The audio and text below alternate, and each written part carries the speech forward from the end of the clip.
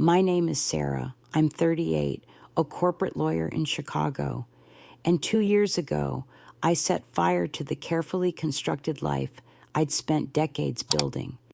This isn't a story of redemption or regret. It's a confession, raw and unfiltered, about love, betrayal, and the courage to choose myself. 2 years ago, I met Jake, a man 15 years younger, whose reckless charm and fearless heart turned my world upside down. What started as a fleeting flirtation in a gritty dive bar spiraled into a forbidden love that shattered every rule I'd lived by. When he kissed me under the flickering neon of a Chicago night, I didn't just cross a line. I burned the rule book to ashes. This is my story, and it's not what you're expecting. Before Jake, my life was a polished machine, every gear turning in sync. I'd spent 12 years climbing the ranks at a top-tier law firm in Chicago's Loop, my name etched on a glass office door, my billable hours the envy of my peers. My condo was a sleek sanctuary, floor-to-ceiling windows, a view of Lake Michigan, and a 401k that made my financial advisor beam. My fiancé, Mark, was the man you'd proudly introduce to your parents, a cardiologist, dependable, thoughtful, always sending flowers on our anniversary. We were 6 months away from a wedding at the Drake Hotel, 200 guests, white roses, a string quartet, the whole glittering package. On paper, I had it all, the career, the man, the future. But beneath the surface, I was unraveling. The endless depositions, the predictable dinners with Mark, the way he'd nod off over medical journals. It felt like I was living someone else's script. At 38, I was staring down a life that sparkled from the outside, but felt like a cage within. It was a sticky July evening, the kind where the air clings to your skin when my world shifted. I'd just escaped a soul-crushing client dinner, my heels pinching, my blazer sticking to me in the humid Chicago heat. Desperate for a moment to breathe, I ducked into a dive bar in Wicker Park called Rusty's. The place was a glorious mess. Peeling paint, sticky floors, a jukebox blasting Tom Petty, and a crowd that looked like they'd never heard of a dress code. I was wildly out of place in my tailored suit, my hair still pinned from the office, but I needed a drink in a corner to hide in. I ordered a gin and tonic, scanning for a quiet spot when I saw him, Jake. He was leaning against the bar, mid-20s, in a worn leather jacket, dark hair falling into his eyes, laughing with the bartender like they were old friends. He had a raw, magnetic energy, like he owned the room without even trying. I caught myself staring, then looked away, cheeks burning. I was too old, too engaged, too everything for this. But then he looked at me, not a glance, a real look, the kind that pins you in place and steals your breath. He grinned, sauntered over, and slid onto the stool beside me. "You look like you're running from something," he said, his voice low, playful, with a hint of a challenge. I raised an eyebrow, ready to shut him down. "And you look like trouble." He laughed, unfazed, his eyes crinkling at the corners. "Jake Trouble Carter. What's your name?" I hesitated, my instincts screaming to walk away, but something in his ease, his lack of pretense, pulled me in. "Sarah, just Sarah." We started talking, nothing heavy, just music, Chicago winters, why I ordered gin when I didn't even like it. He was a graphic designer, freelancing for ad agencies, living in a loft with exposed brick and more plants than furniture. He was sharp, funny, and didn't care that I was in a suit while he was in ripped jeans. An hour later, the bar was louder, the air thick with smoke and sweat. He leaned closer, his knee brushing mine under the counter, sending a jolt through me. "You don't belong here, Sarah," he said, not cruelly, just observant, his eyes searching mine. "So why are you here?" I didn't have an answer. Maybe it was the gin. Maybe it was the way he saw right through my polished exterior, but I felt something crack open inside me, something I'd kept locked away for years. I stood to leave, grabbing my purse, my heart pounding. He followed me outside, the street alive with neon signs, passing cabs, and the distant rumble of the L. "You're not driving, are you, serious?" "He nana see I see." "I ain't see." He no tries. Voice any and softer now, almost protective. I shook my head. "Uber," he nodded, then stepped closer, his breath warm in the humid night. "Good, because I'm not done with you yet." Before I could process it, he kissed me, quick, soft, like a spark igniting gasoline. My heart stopped. I pulled back, my engagement ring glinting under the streetlight, a cold reminder of reality. "I'm engaged," I whispered, my voice trembling. He didn't flinch, just held my gaze. "Then why'd you kiss me back?" I had no answer. I slid into the Uber, my pulse racing, and didn't look back. But his question burned in my mind all night, I told myself keeping me awake until dawn. A one-time lapse in judgment. I threw myself back into my routine. Court filings, wedding cake tastings, Mark's gentle kisses that felt more like habit than passion. But Jake had planted a seed, a quiet doubt that grew with every silent moment. 2 weeks later, I was at a networking event at an art gallery in River North, all champagne flutes and forced small talk, when I saw him across the room. He was there for a client, sketching on a napkin, oblivious to the corporate type swirling around him. Our eyes met, and my stomach flipped. I should have walked away, should have clung to the safety of my carefully constructed life. Instead, I crossed the room, my heels clicking on the polished floor. "You're stalking me," I said, half joking, trying to mask the way my heart raced. He grinned, that same easy grin that made my defenses waver. Or fate's got a twisted sense of humor. We talked again, longer this time. He told me about his art, his dream to open a studio, the way he'd rather sleep on the street than work a desk job. I told him about law school, the pressure to be perfect, the way I'd abandoned painting because it wasn't practical. He listened like he cared, not like he was waiting for his turn to speak, and it felt like he was seeing a version of me I'd forgotten existed.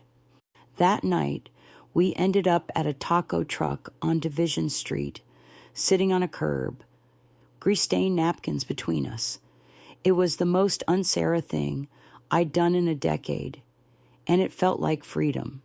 He reached for my hand, his fingers warm against mine, and I let him. "You're not happy," he said. Not a question, his voice steady and sure. I pulled my hand back, defensive. "You don't know me," but he did. Somehow, he saw the fractures in my perfect life, the ones I'd spent years hiding. When he kissed me again, slower, deeper, under the glow of a street lamp, I didn't stop him. I felt alive, reckless, like I was 23 again, sneaking out of a dorm room. But I wasn't 23. I was 38, engaged, and cheating. The guilt hit like a freight train the next morning.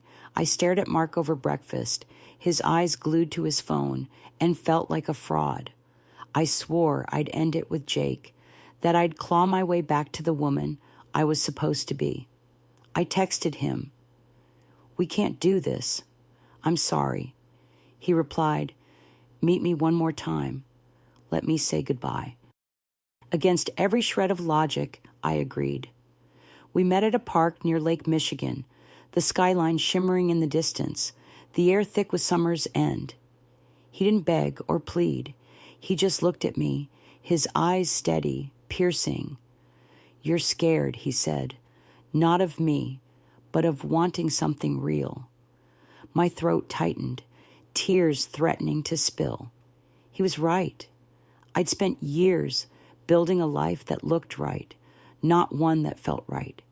He kissed me one last time, soft and lingering, then walked away. I sat on a bench, tears streaming, knowing I just let go of something I couldn't replace. But Jake didn't stay gone. A week later, he emailed me. A digital sketch of me at the taco truck, my hair loose, a smile I hadn't seen in years. The note read, "This is who you are when you're not pretending." I'm not giving up. My heart raced, a mix of fear and longing. I should have deleted it, blocked his number, burned the bridge. Instead, I wrote back. We started meeting in secret, coffee shops in Logan Square, late-night walks along the river, his loft when his roommate was out. Every time, I told myself it was the last time. Every time, I fell harder. Jake was chaos to my order, color to my grayscale. He'd play vinyl records while I worked, dance with me in his cramped kitchen, paint my nails with cheap polish just to make me laugh. With him, I wasn't the lawyer, the fiancé, the perfect daughter. I was just Sarah, and that was enough. The secrecy was a drug, intoxicating and destructive. I'd lie to Mark about late meetings, hide my phone when Jake texted, shower twice to wash away the scent of his cologne. The thrill of it, the forbidden, the taboo, kept me hooked, but it was tearing me apart. I catch myself smiling at nothing, then cry in the bathroom at work, hating the person I'd become. Mark noticed something was off. "You okay, babe?" he'd ask, his voice soft, concerned. I nod, but the lie felt like acid burning my throat. My best friend Lauren wasn't fooled. Over brunch at Beatrix, she cornered me, her eyes sharp. "You're different, Sarah. What's going on?" I deflected, sipping my mimosa, but she leaned in. "If you're cheating, you need to stop. You're not this person." But I was, and I didn't push for more. "Leave him," he said one night, his voice raw, urgent. We were in his loft, tangled in sheets, the city humming outside his open window. "You don't love him, you love me." I froze. Love. I hadn't let myself say it, but it was true. I loved Jake's laugh, his fearlessness, the way he saw me. But leaving Mark meant detonating my life, my career, my family, the wedding deposits we'd already paid. "I can't," I whispered, my voice barely audible. Jake's face hardened, his jaw tight. "Then what are we doing?" He got up, pulled on his jeans, his movements sharp. "I'm not your side piece, Sarah. Figure it out." I left, sobbing, the weight of his words crushing me. I knew I was losing him, and it felt like losing myself. The next week was torture. I couldn't eat, couldn't sleep, my mind a battlefield of guilt and longing. Mark, sensing the distance, proposed a weekend getaway to a cabin in Michigan, thinking it'd fix whatever was wrong. I agreed, hoping the change of scenery would clear my head. The cabin was picture perfect, cozy fires, lake views, the scent of pine. But I was a ghost, going through the motions. On the second night, Mark got down on one knee, again. "I know you're stressed," he said, holding my hand, his eyes full of hope. "But I want you to know I'm all in. Let's set a date." My chest tightened, panic rising. I saw Jake's face, his sketch, his words. "You're not happy." I pulled my hand away, my voice breaking. "I can't do this." Mark's face crumpled, confusion giving way to pain. "What's going on, Sarah?" I couldn't lie anymore. "There's someone else." The silence was deafening, heavier than any argument. He packed his bag and left without a word. I stayed in the cabin, alone, crying until dawn, the weight of my confession both liberating and crushing. I thought confessing would free me, but it only made everything messier. Mark called off the engagement, told our families, our friends. My parents were devastated. My mom left a voicemail calling me selfish, her voice trembling with disappointment. Lauren stopped answering my texts, her silence louder than any lecture. At work, whispers followed me.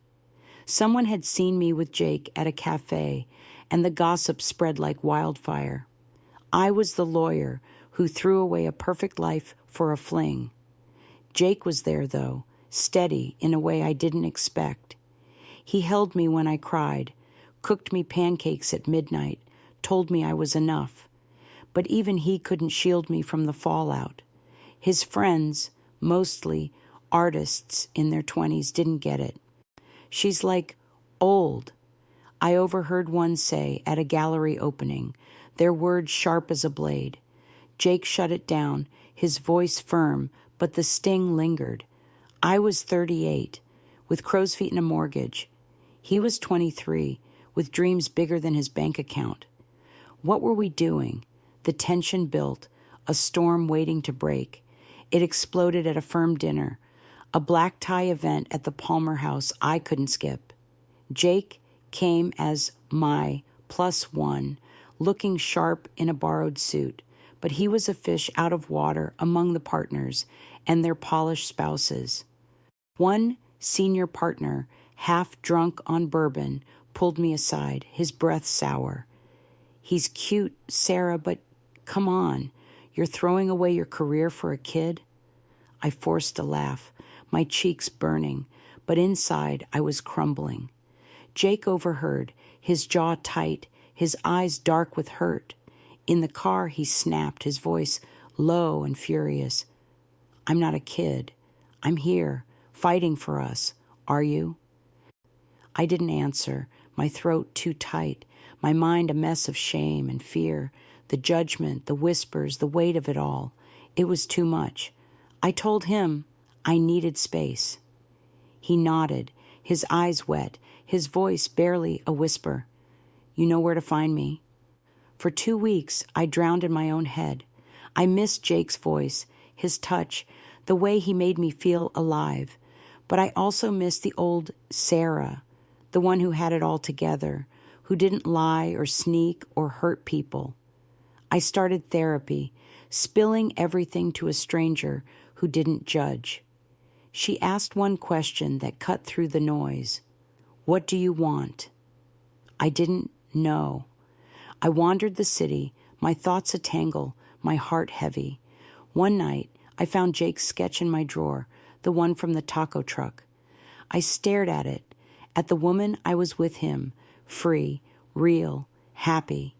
She wasn't perfect, but she was alive. I realized I didn't want the old Sarah back. I wanted the Sarah who loved Jake, who took risks unannounced, rain-soaked, heart-pounding.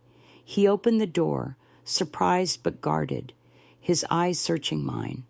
I'm done running, I said, my voice steady despite the tremor in my hands. I love you.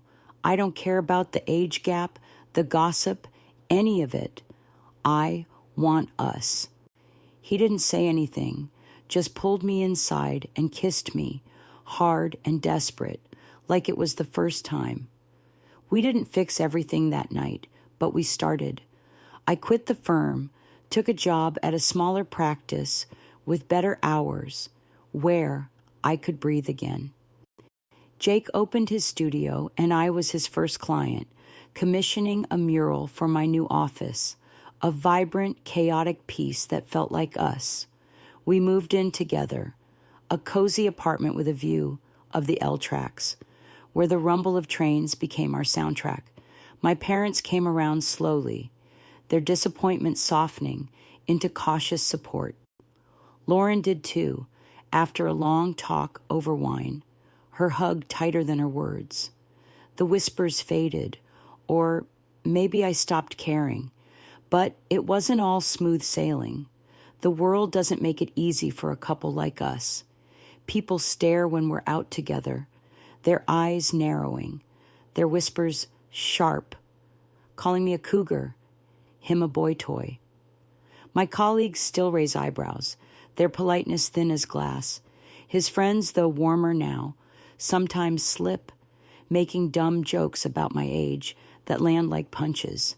We fight, too, about money when his freelance checks are late, about dishes when I'm too tired to clean, about his late nights at the studio when I just want him home.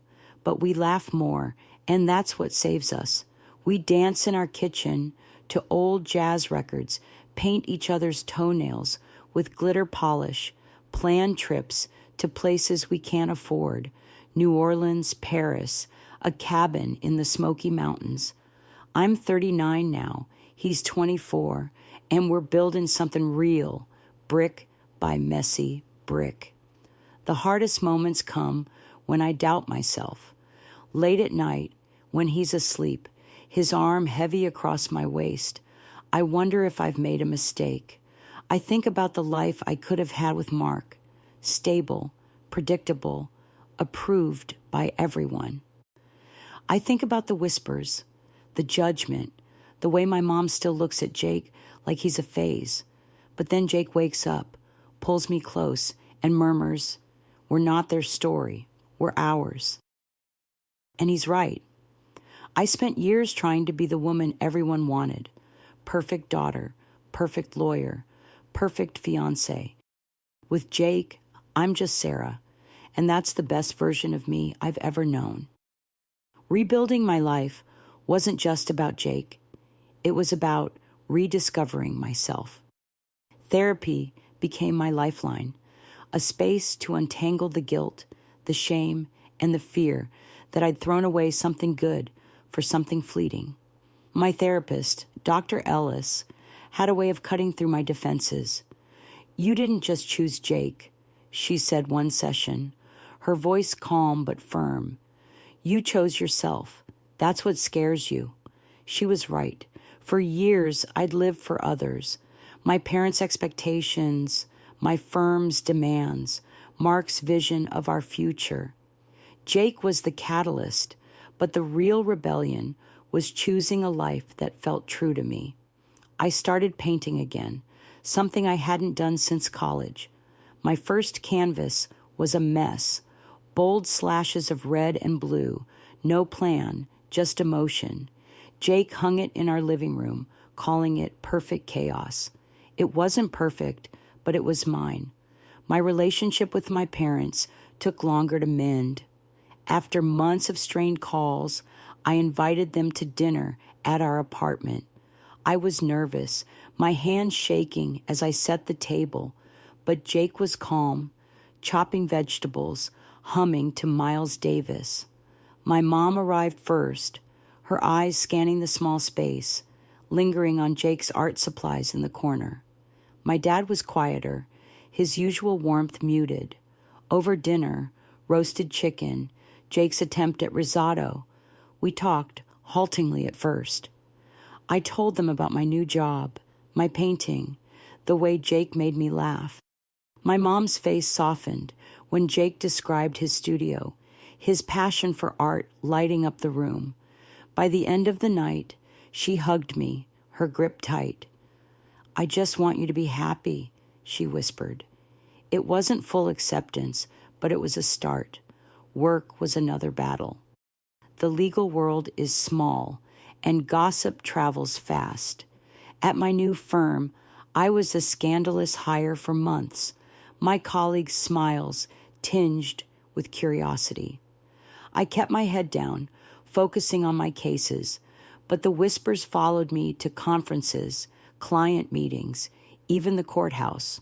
One day, a rival attorney, someone I'd known from my old firm, pulled me aside at a bar association event. "Heard you traded in your corner office for a toy boy," she said, her smirk sharp.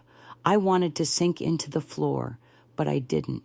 "I traded a life I didn't want for one I do," I said, my voice steady. She blinked, caught off guard, and I walked away, my heart pounding, but my head high. I wasn't ashamed anymore. Is a study in contrast. Our apartment is a blend of my minimalist taste and his eclectic chaos. My white couch next to his thrift store rug. My law books stacked beside his sketch pads. We've learned to navigate our differences, though not without friction.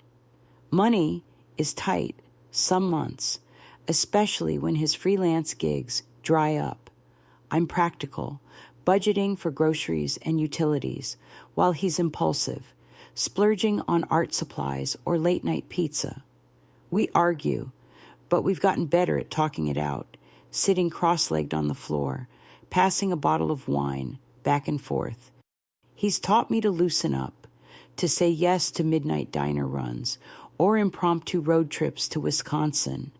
I've taught him to plan, to save, to think beyond the moment. We balance each other, even when it's messy. Our age gap is the elephant in the room, always there, even when we pretend it's not. His friends are still adjusting, though most have warmed me. At a recent barbecue, one of them, a tattooed DJ named Mia, pulled me aside. I didn't get it at first, she admitted, passing me a beer. But you make him happy, like really happy. It was small, but it meant everything. My friends are a mixed bag. Lauren's back in my life, but others drifted away, their judgment too heavy to carry. I've made new friends, though, artists, writers, people Jake introduced me to who don't care about my past or our age difference. And they see us as Sarah and Jake, not a headline. We've built rituals that ground us.